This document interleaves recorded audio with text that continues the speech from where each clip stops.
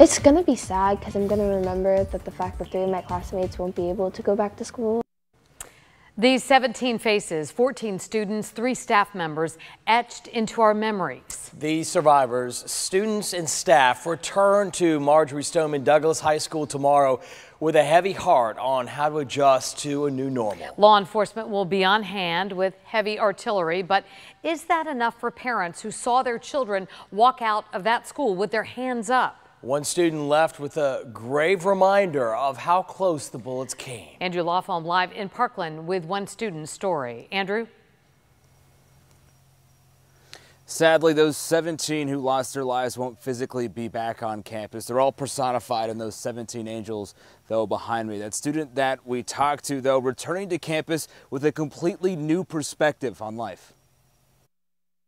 When Brooke Harrison got her backpack on Sunday, which was orientation day, she noticed 2 things different about it: this blue name tag and this hole. It could have gone through my backpack, but I'm pretty sure this is like a graze or just like slightly past it. But the fact that my backpack was so close to me is just really like mind-blowing. It was left in her freshman classroom where 5 classmates were shot.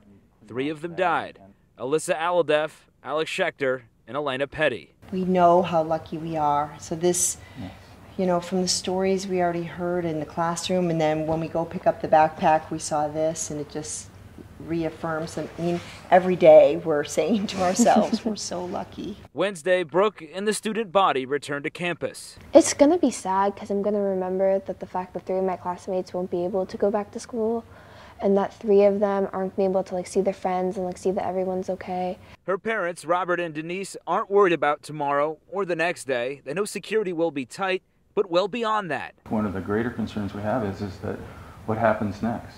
You know, when the news cycle has ended and it's 6 months have gone by, what actions will have been taken to ensure this doesn't ever happen again at this school or any other?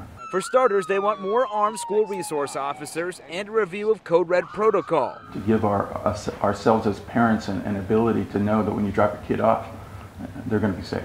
On top of the friends they lost their innocence. Every hug and every I love you means more now. Time just feels more precious now, and it feels like we have to reaffirm that. I mean, I know they love me and they know I love them, but it just feels like we need to say it more now.